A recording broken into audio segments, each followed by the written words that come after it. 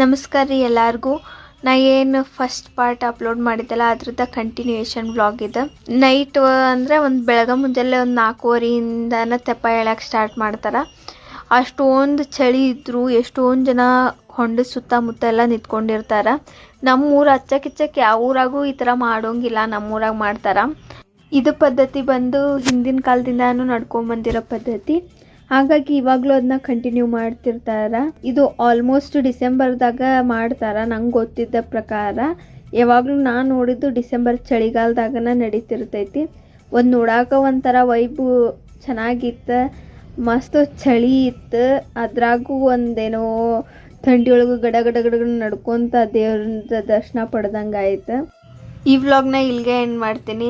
ಯಾರೆಲ್ಲ ನನ್ನ ಫಾಲೋ ಮಾಡಿಲ್ಲ ಬೇಗ ಫಾಲೋ ಮಾಡಿ, ಹಾಗೆ ನಿಮ್ಮ ಸಪೋರ್ಟ್ ಯಾವಾಗಲೂ ನನ್ನ ಮೇಲೆ ಇರಲಿ ಅಂತ ಕೇಳ್ಕೊತೀನಿ. Thank you for watching. See you in the next video. Bye by.